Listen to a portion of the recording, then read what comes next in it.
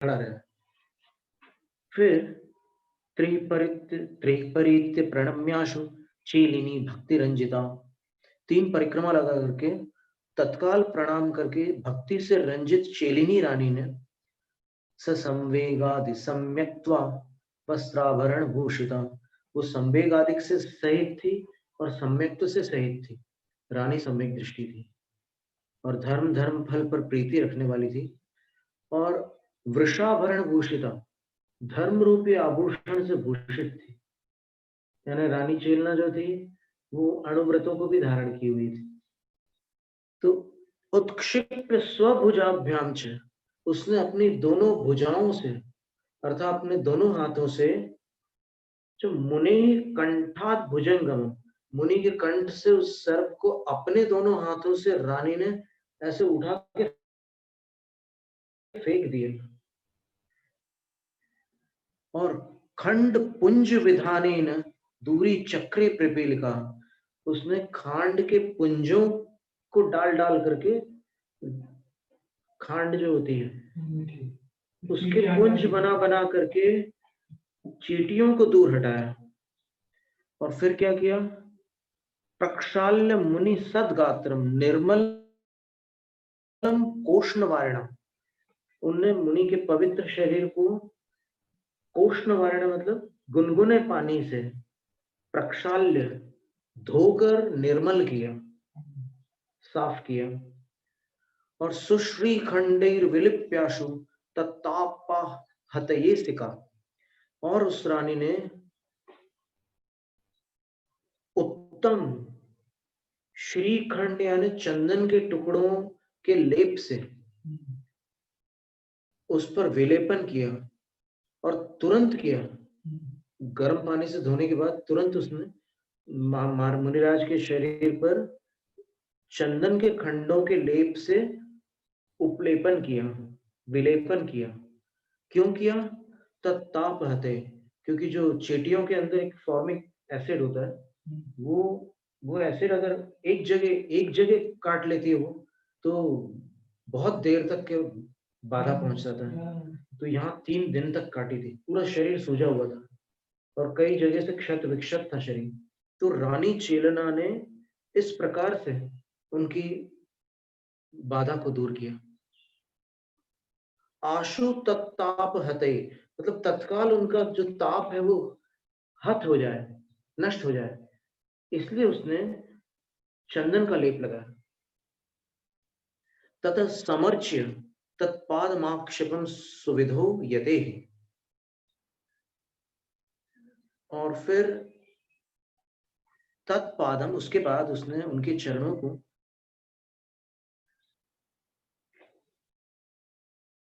समर्च्य भली भांति अर्चित किया। और दोनों ने गुरु के चरणों की सुविधौ यते तत्पादम समर्च्य, और आसतुस्तौ परम प्रीतो सुस्मयापन्न मानसो, एकदम आश्चर्यचकित मन के साथ वो ये सब क्रिया करके दोनों बैठ गए वहां पर। साधु अभी अपने कायोत्सर्ग में ही थे और वो बैठ गए। फिर सूर्योदय विषण्णंतम पूर्ण योगम चर्वितम पिपीलिकाभि रत्यंतम राज्ञी रंजित मानसम तथा प्रदक्षिणीकृत्य पूजयित्वा पदाम्बुजम्, सूर्योदय होने पर उन्होंने अपना योग पूर्ण किया और चींटियों के द्वारा अत्यंत चर्वित उन मुनिराज को रानी ने भक्ति से रंजित मन होकर उनने अपना योग पूर्ण किया, ध्यान पूरा किया, आंखें खोली। तो रानी ने फिर उनकी 3 प्रदक्षिणा लगाई। पूजयित्वा पदाम्बुजम्, फिर चरण कमलों की पूजा की। पहले कर चुकी थी, उपसर्ग निवारण के बाद उन्होंने पूजा की थी, दोनों ने मिलकर की थी। अब यहाँ पर वापस उसने पूजा की और आरेभे तद्गुणालीढं स्तवं सा पाप शांते, फिर उसने उनकी गुणस्तुति पापों का शमन करने के लिए प्रारंभ की। इस तरह इतना अद्भुत वर्णन है यहाँ पर। और स्तुति करने के उपरांत फिर क्या हुआ?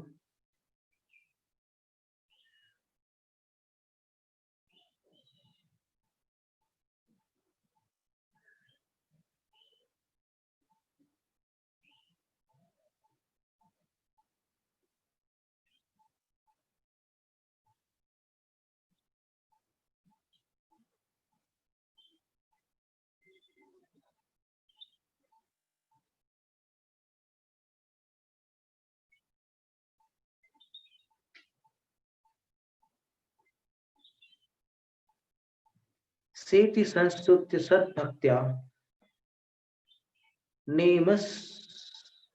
नेमतुस्तौ पदाम्बुजौ भुजम। ठीक है, फिर उन दोनों ने मिलकर उनके चरण कमलों को नमस्कार किया। तेनोभाभ्याम सुनम्राभ्याम धर्म वृद्धि हृदय च। और उन दोनों को, राजा रानियों को, नम्रीभूत राजा रानियों को उन मुनिराज ने धर्म वृद्धि इस प्रकार आशीर्वाद प्रदान किया। ठीक है, अब इस प्रसंग में अनुवादकों ने संस्कृत से यथावत हिंदी नहीं की है। संभवतः उनकी मान्यता इसमें आड़े आ गई हो, लेकिन यहाँ जो संस्कृत में श्लोक थे तो उसका हमने ज्यों का त्यों हिंदी अनुवाद किया कि रानी ने कैसे मुनिराज का उपसर्ग का निवारण किया। और वो आपने बड़े सावधानी से सुना और अभी भी आपको उसका स्मरण होगा कि वो कैसे रानी ने सब क्रियाएं की। तो उसमें रानी ने जो जो किया वो अपन अभी गौण रखते हैं, उसकी चर्चा कभी प्रसंग आने पर और देख लेंगे अपन। न तो साधु के ब्रह्मचर्य में कोई दोष लगा, न रानी के शील में कोई दोष लगा, और न राजा को इस पर कोई आपत्ति हुई, ये जो कुछ भी हुआ।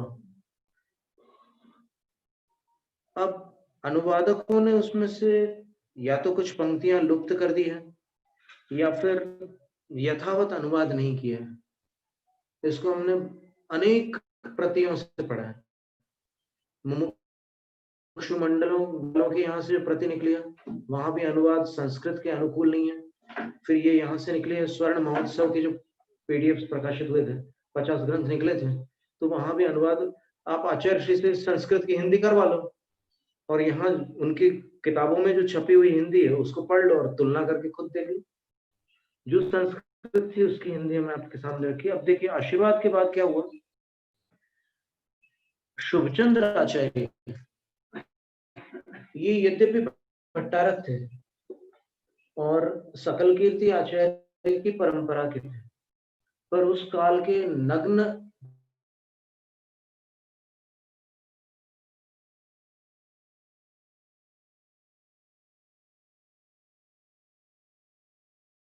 भट्टारक सकल कीर्ति जी का जो समूह था, उन्होंने जो शास्त्र संग्रह किए हैं वो आज भी वहां पर शास्त्र विराजमान है ईडर में, स्वर्ण में लिखे हुए तत्वार्थ सूत्र आदि। तो ये ठीक है, दिगंबर मुनि की जो एक स्वतंत्र चर्या होती थी मुगल काल में थोड़ी बाधित हुई थी, तो उन्होंने वहां पर शास्त्र संग्रह करके भी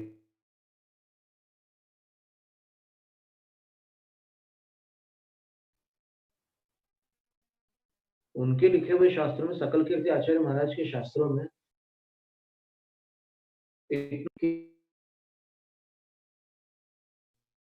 कहीं आपको, तो आप एकदम ऐसी धारणा ना बनाए कि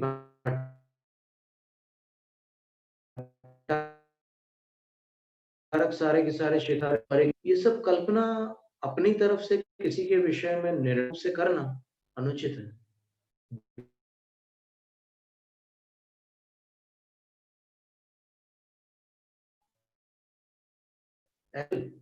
उन वाचन आचार्य विद्यासागर महाराज के संग में किया जाता है, सकल भट्टारक जी के, और वो आचार्य पद भी धारी थे उस समय के। ईडर में मुगलों का शासन नहीं रहा है। आपको एक जानकारी दे देते हैं कि भारत में मुगलों ने सर्वत्र सब किया था, लेकिन ईडर में मुगलों का शासन नहीं रहा।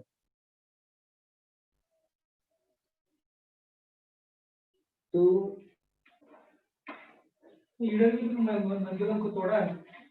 नहीं, ईडर एकदम सुरक्षित है। हमारा भी वहाँ तो वो पहाड़ पे मंदिर है, जैन मंदिर, रानी का महल के पास जैन मंदिर का तोड़ा है, तो वो नष्ट कर दिया है। अच्छा, मुझे हुआ है। तो जिनने हमें जानकारियां दी हैं, उनकी जानकारियों में कहीं चूक हो सकती है।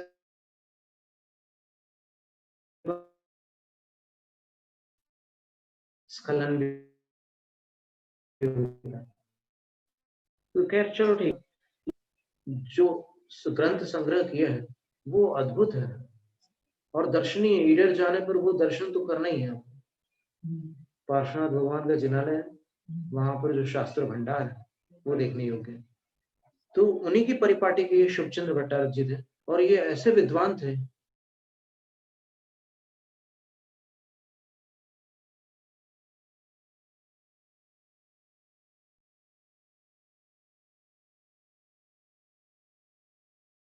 उस टीका की बात प्रेम का विषय है, उसमें सिद्धांत का विषय है,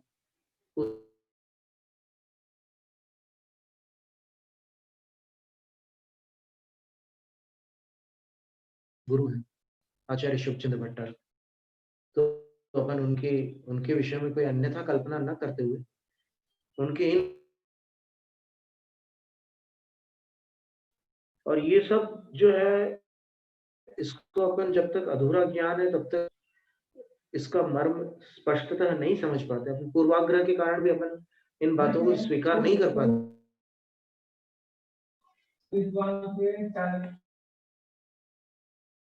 भी थे, विद्वान भी थे और कठोरचर्या वाले। और मंत्रवादियों के लिए नियम है, मंत्रवादियों के लिए ऐसा है कि अगर वो शिथिलाचारी हो जाएंगे ना, तो फिर वो मंत्र शक्तियां उनको नष्ट कर डालेगी।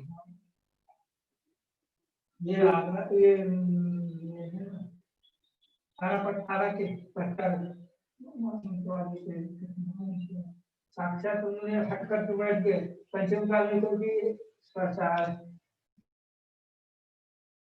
ये सब काम करती है क्योंकि सामने नहीं आती, सामने आने की शक्ति नहीं, हमारे शरीर की शक्ति नहीं है, लेकिन उन्होंने हट करके बैठ गए। एसकेपी भट्टारक नाम है पटना, और उन्होंने हट करके बैठ गए, मैं दर्शन दो देवता को।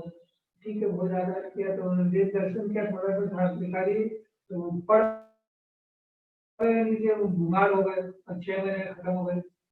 आचार्य महाराज बतला रहे हैं घटना की। एक भट्टारक जी ने ऐसे सामने नहीं आती, सपने आंखों के सामने प्रत्यक्ष रूप से नहीं आती, कानों में आवाज करती है, कुछ संकेत वगैरह करती है शक्तियां, लेकिन ऐसे सामने नहीं आती आंखों के। तो फिर एक भट्टारक जी थे, क्या नाम था, शुभ नाम उनका? यशकीर्ति नामक एक भट्टारक जी थे पटना के, आरा के। तो उन्होंने एकदम आग्रह किया कि नहीं, तो वो शक्ति फिर आई उनके आग्रहवश, बोले चलो ठीक है, मैं आ जाती हूँ। वो शक्ति सामने आई तो वो गिर पड़े एकदम नीचे, उनका काम पूरा हो गया। ऐसी स्थिति हुई। तो यहाँ पर आशीर्वाद की महिमा बताते हुए आचार्य लिख रहे हैं कि मुनि नायक का जो आशीर्वाद होता है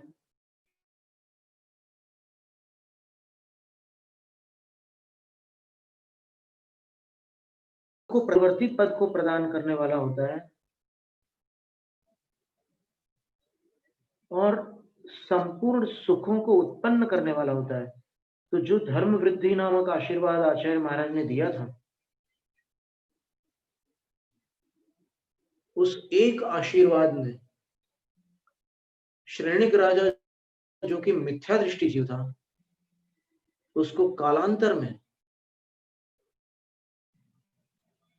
महावीर स्वामी के समवसरण का प्रधान श्रोता बना दिया और शाइक सम्यक दर्शन आदि जितनी भी उत्कृष्ट अंतरंग विभूतियां हैं उसका स्वामी बना दिया।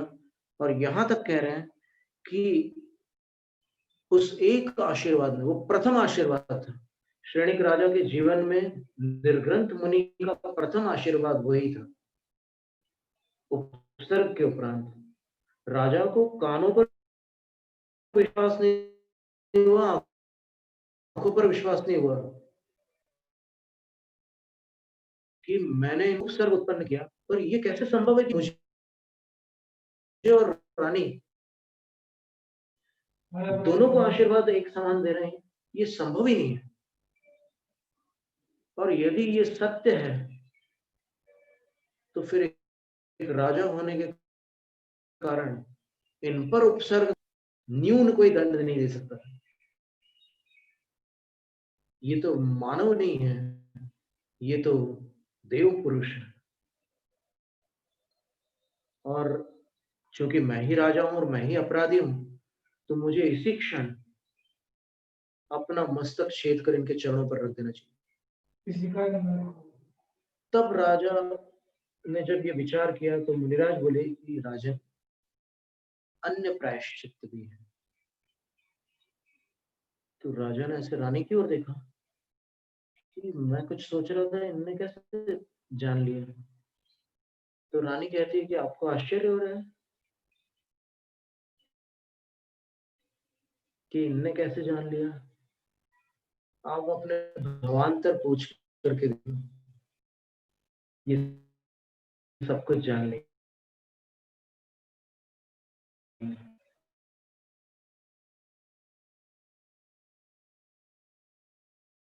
और तब राजा श्रेणिक को श्रद्धा हुई, फिर उनको उनके तो फिर राजा ने परीक्षा ली। गलत वस्तुएं जमीन कहती है ना, शीट, उसके नीचे गड़वा कर। रानी को संदेह हो गया कि राजा अचानक आज मेरे से पढ़, इनकी ऐसी कहां से बुद्धि उगान बनी। तब फिर स्वामिन हे त्रिगुप्तिधारी स्वामिन, अत्र अत्र अत्र ऐसा बोलती है।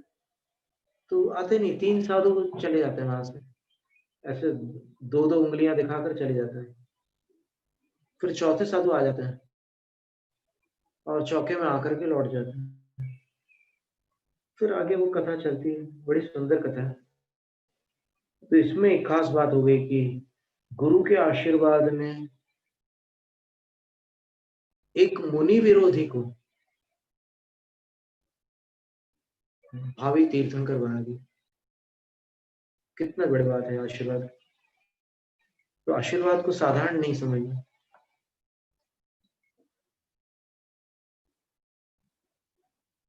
अब 64 नंबर का काव्य है, नहीं 64 नहीं है,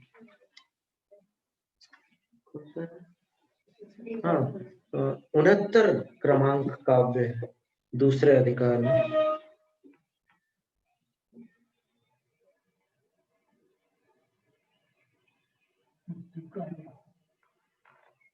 उक्ति कार्या सहाचार्यैः कार्यार्थं शेषयोगिभिः न मिथ्या दृष्टिभिर्भाज्या श्रावकैः स्वजनैश्च सा।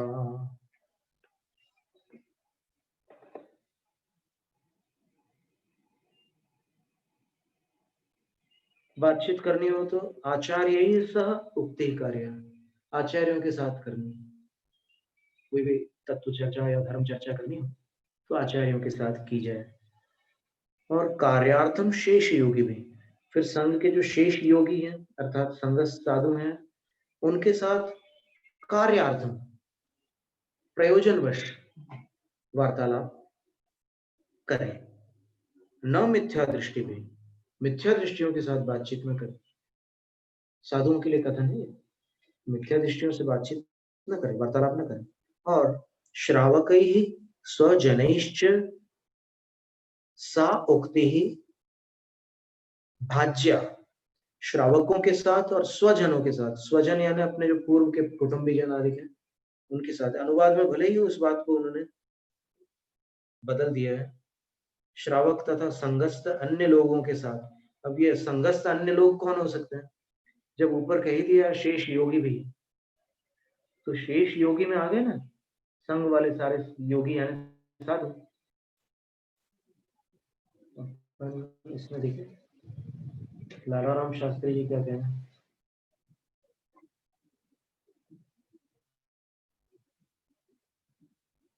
लालाराम जी ने वही लिखा है, अपने संघ के अन्य लोगों के साथ, जबकि अपने संघ के अन्य लोगों के साथ नहीं है। स्वजनही का अर्थ होता है, आप अगर इसमें देखें सर्वार्थ सिद्धि राजवार्तिक में, तो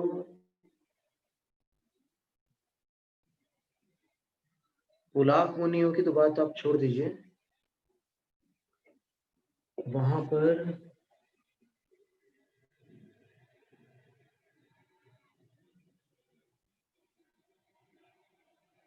बकुश और प्रतिसेवना कुशील जो मुनिराज हैं, जो पुलाक मुनि से भी ऊपर के विशुद्धि वाले साधु हैं, उनके विषय में भी ऐसा लिखा है। परिवार को लेकर के देखिए क्या लिखा है साधुओं के बारे में।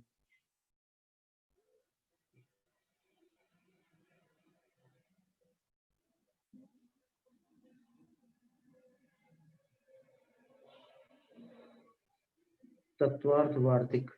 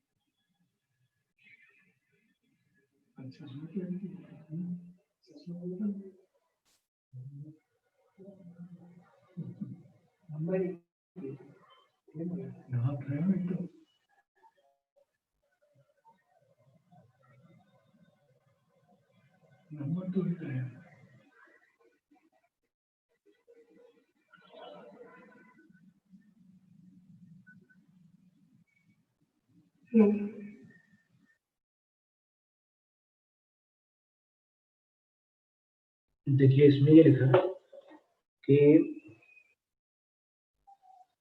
नैर ग्रंथम प्रस्थिता दिगंबरत्व भली भांति स्थिर है, अखंडित व्रता, 5 महाव्रत जिनके अखंडित हैं, और शरीर उपकरण विभूषण अनुवर्तित, शरीर और उपकरणों की थोड़ी सजावट का अनुवर्तन करते हैं।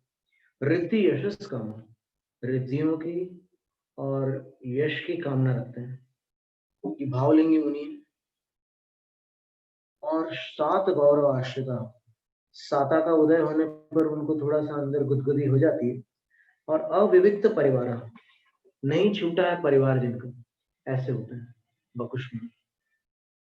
छेद शबल युक्त, कुछ उनको अतिक्रम व्यतिक्रम लगते हैं, तो वो बकुश मुनि होते हैं। तो सोचने की बात है, यहाँ पर अगर स्वजन शब्द आया है, तो अविविक्त परिवार के साथ उसका तालमेल बनता है कि नहीं बनता? आप ये नहीं कह सकते कि कौन माँ और कौन बाप। साधु होने के बाद माता पिता क्या वस्तु होती है, ऐसा नहीं कह सकते। आदिनाथ भगवान का नाम नाभे किस लिए है? नाभि के पुत्र इसलिए नाभे नाभे है। महावीर भगवान के अष्टक में क्या बोलते हैं? नृपति वर सिद्धार्थ तनय। आरती में क्या बोलते हैं? माता त्रिशला और सिद्धार्थ राजा का नाम आता है कि नहीं आरती में? तो फिर ऐसे थोड़ी नाम भगवान का नाम नहीं छूट रहा है जब माता पिता के साथ से, तो फिर आप यहाँ पर दीक्षा लेकर इतना वो नहीं कर सकते कि सब छूट गया। नहीं, अविविक्त परिवार, बोलो परिवार नहीं छूटा, बस परिवार में जो पहले राग था दीक्षा के पहले, वो राग छूट चुका है। जो सर्वघाती कषाय के उदय में होने वाला राग था, वो साधु में नहीं होता, क्योंकि साधु को सर्वघाती कषाय उदय में नहीं होती। संज्वलन कषाय कौन सी? देशघाती। तो उनको हो सकता है ना, उसमें कोई बात नहीं है ना। अपन क्यों इतना हाई फाई, क्यों अपन सुपरमैन क्यों बनाते हैं सबको, ज्यादा अतिरेक क्यों करें? सम्यक्त को अति महिमा मंडित करने के कारण और साधुत्व को अति महिमा मंडित करने के कारण जो अच्छे साधु है लेकिन सामान्य साधु है, उनको साधु नहीं समझा जाता। और जो सम्यक दृष्टि अयदोक्त छल ऐसा घुमटसार जीव कांड में लिखा है कि चौथे गुण स्थान तक 6 लेश्याएं हो सकती है सम्यक दृष्टि जीव की। तो 6 लेश्या में आप देख लो 3 लेश्याओं का क्या स्वरूप है। बुरी लेश्या, बुरे भाव आते हैं उसमें, आर्त रौद्र ध्यान होता है, तो हो सकता है ना सम्यक दर्शन के साथ श्रद्धा निर्मल है, लेकिन कषाय के उदय से आर्त रौद्र ध्यान हो रहा है, तो उसको आप मिथ्या दृष्टि मानोगे क्या? संभव ही नहीं है ऐसा। इसीलिए सिद्धांत पढ़ना आवश्यक है। सिद्धांत पढ़े बिना जो अध्यात्म पढ़ लेते हैं या फिर आचार शास्त्र वगैरह पढ़ते हैं, तो समस्या खड़ी हो जाती है। तो इसलिए कह रहे हैं कि आचार्यों के साथ वार्तालाप करें और प्रयोजनवश शेष योगियों के साथ अर्थात संगस्त साधुओं के साथ वार्तालाप करें, न मिथ्या दृष्टि भी, मिथ्या दृष्टियों के साथ न करें। और श्रावकई स्वजनैश्च सा भाज्य, श्रावकों के साथ और स्वजनों के साथ सा भाज्य, वो वार्तालाप भजनीय अर्थात कर भी सकते हैं न भी करें। श्रावकों के साथ आप मौन रहना चाहो मौन रह सकते हैं, वार्तालाप करना चाहो कर सकते हैं, स्वजनों के साथ वार्तालाप करना चाहो तो कर सकते हैं, ना करना चाहो तो ना करें, ऐसा विकल्प है। अब इसके बाद मुनि के जीवन में भी कभी ऐसी परिस्थिति आ जाती है जब उनको स्नान करना पड़ता है। तो मुनि स्नान का वर्णन करते हुए आगामी काव्य में आचार्य कह रहे हैं,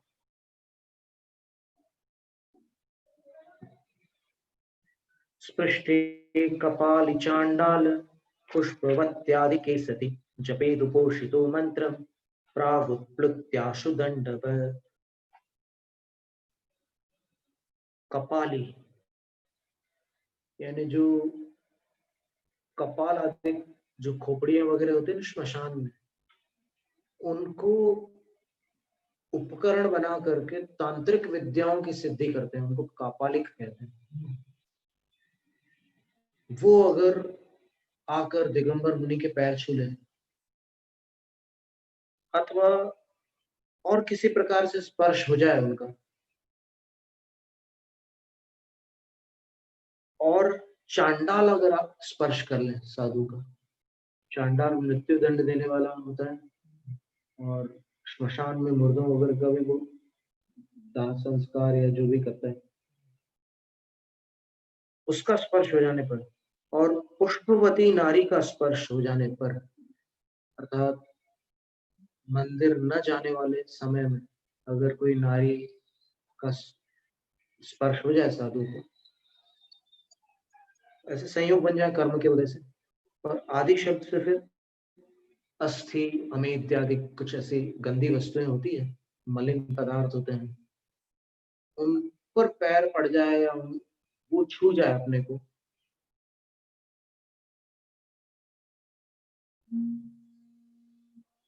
जैसे छिपकली भी अगर शरीर पर गिरती है तो नहाना पड़ता है। तो ऐसा आदि के सती, ऐसा हो जाने पर स्पृष्टे सती, ऐसा स्पर्श हो जाने पर क्या करेंगे साधु? तो कह रहे हैं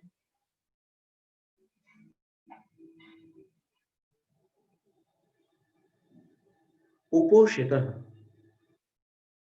आहार के पहले अगर ऐसा हो गया तो उस दिन आप आहार नहीं लेंगे, उपोषित हो जाएंगे आप, उपवासी हो जाएंगे। और फिर दिन भर और क्या क्या करेंगे? तो बोलते हैं कि कुछ नहीं करेंगे आप, मंत्रम जपित, केवल मंत्र का जप कर सकते हैं आप। जपित विधिलिंग में कह रहे हैं कि कर सकते हैं, मंत्र का जप कर सकते हैं और कुछ नहीं कर सकते। लेकिन उससे पहले आपको एक काम और करना होगा, प्राक, सबसे पहले आपको जैसे ये स्पर्श हुआ और जानकारी मिली कि ये ऐसी स्थिति हो गई है, तो आप प्राक सर्वप्रथम दंडवत आशु उत्प्लुत्य, तत्काल दंडवत उत्प्लुत्य, दंड स्नान कर लेंगे। उत्प्लुति का अर्थ स्नान होता है, और दंड स्नान कैसा होता है? तो यशस तिलक चंपू में उसकी विधि दी हुई है, वो एक बार अपन देखेंगे। लेकिन ये इसका अभिप्राय हुआ कि इनका स्पर्श होने पर साधु को स्नान करना पड़ता है।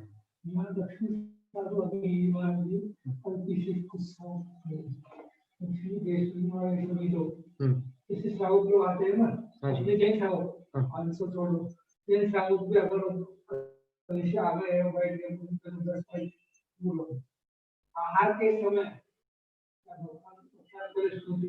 कपड़े पहले चौके में जाकर तो पहले खुद सोते थे, स्पर्श करते थे, उसके बाद दिन भर हाथ में दूर रहता। क्यों? बाजार में सब कुछ ही कहेंगे, वो बाजार में सब वो वर्तमान युग की बात हो गई है। तो कपड़े खराब हो गए, इसलिए क्या है कि साधु को छेड़ दीजिए। ये देखिए कितना ध्यान रखते थे आचार्य। अब क्या है, वो छेड़ने से पहले पहले उनका ये आचार्य महाराज ये सुना रहे पुराने आचार्यों की बात कि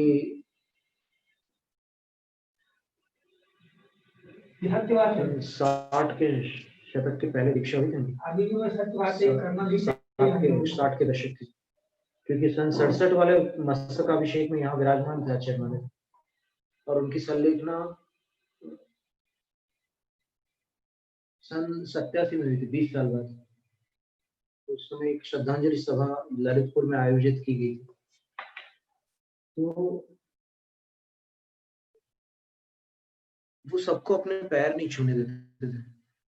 उसका कारण ये था कि तुम कहाँ छुआछूत करके आए हो, ये हम नहीं जानते, इसलिए तुम दूर से करो। अगर आहार के समय पैर छूना है, शुद्धि के वस्त्र पहनकर तो कर लो, और अगर तुम्हें पता है कि तुमने किसी को नहीं छुआ है, अरे जिसको छूने पर साधु को स्नान करना पड़ता है, ऐसी कोई भी चीज तुमने न छुई हो, अगर बस में तुम आए हो, ट्रेन में तुम आए हो, तो वहां किसका किसका स्पर्श होता है क्या पता। तो ये जो छुआछूत वाली बात है, इसमें ऊंच नीच की बात नहीं है। यहाँ पर किसी के तिरस्कार की बात नहीं है, लेकिन जो स्पर्श अपनी धर्माराधना की शुद्धि में बाधक है, समझ में आ रही है बात एकदम स्पष्ट, जो अपनी धर्माराधना के योग्य शुद्धि को बाधित करने वाले स्पर्श हैं, उनसे बचना आवश्यक।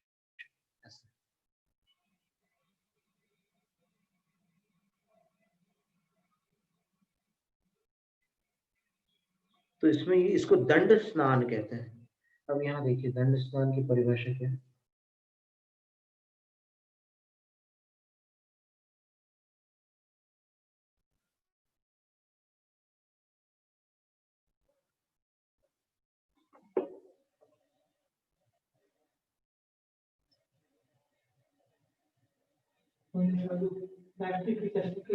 बहुत पहले से आई है, परंतु वो साधु लोग करते ही स्टील के पीतल के शासना पहनते ही नहीं है।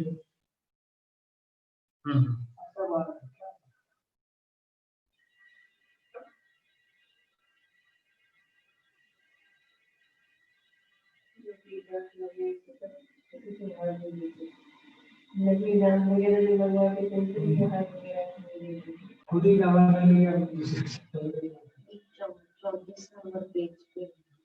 किसमें? 200 के पेज 34 पर या 234 पर?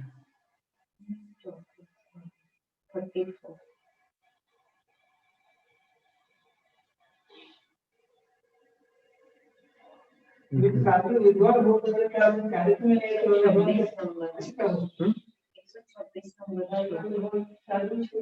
उससे अच्छा हमारे अच्छे जी विद्वान करके भी अपने पैर को गिरा रहे हैं, फिर हम आगे अच्छे हैं। स्नान करना चाहिए, दंड स्नान जितना मालूम है तो उतना तो कर रहे हैं। मालूम है देख लो पेज 35 बोला हूँ। 34 34 तो खुला है। श्लोक ऊपर 126 है। हाँ हम देख लेते हैं, ठीक है।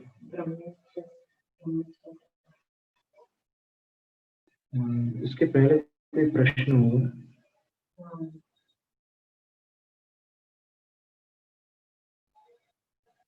हाँ, जैन मुनियों पर दोषारोपण करते हैं कुछ बाहर के लोग, जो जैन आगम और उनके द्वारा कथित पदार्थों में अन्य दोष न मिलने पर कुछ लोग जैन मुनियों पर दोषारोपण करते हैं।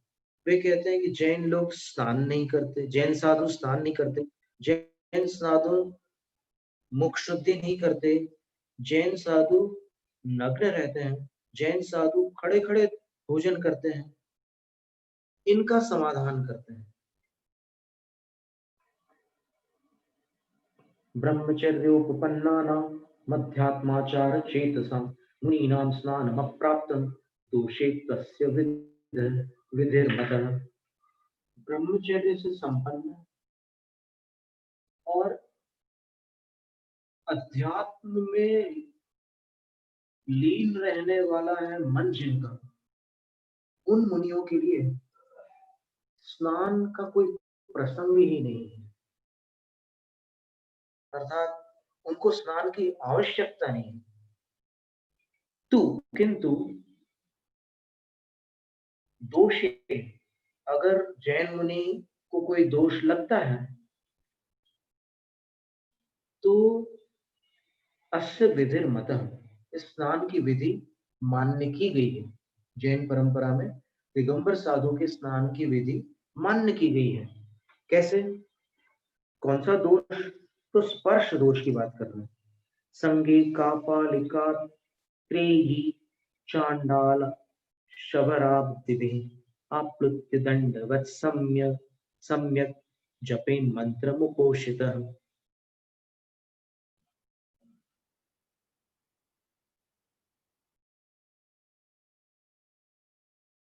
आर्यिकाओं के लिए और मुनियों के लिए, दोनों के लिए बता दिया इसमें।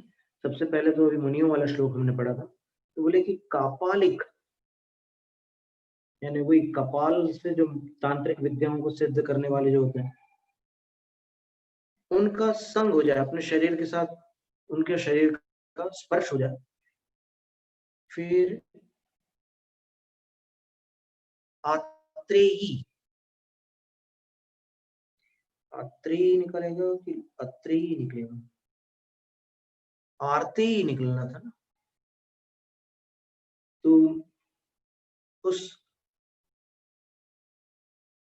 रसोई में न जाने वाले समय की स्थिति में जो कोई स्त्री होती है, वो यदि पैर छू ले, और चांडाल अगर स्पर्श कर ले, शबर आदि यानी भील वगैरह अगर साधु को छू लेते हैं, तो दंडवत आप्लुत्य, दंडवत एकदम ऐसे सीधे खड़े होकर के आप्लुत्य धारा कर ले अपने ऊपर, और वो धारा जब तक नीचे पैरों से जमीन तक आ जाती है, जब तक ना आ जाए तब तक की धारा जारी रखें, और जमीन पर जैसे ही धारा आ जाए तो फिर बस वहां से उसको स्टॉप कर दे, रोक ले। और सम्यक मंत्रम जपेत, भली भांति उपोषित सन, उपवास करते हुए मंत्रम जपे, मंत्र का जप करें। आर्यिकाओं के लिए क्या कह रहे हैं? एकांतरम त्रिरात्रम वा कृत्वा स्नात्वा चतुर्थके दिने शुद्ध्यन्त्य संदेह मृतौ व्रतगता स्त्रियः। ये प्रकरण अपन आर्यिकाओं का जब प्रकरण आएगा ना तब देख लेंगे। अभी केवल इतना ही समझ लें कि मुनियों को स्नान कब किया करना होता है, तो इनका स्पर्श होने पर दंडवत स्नान किया जाता है।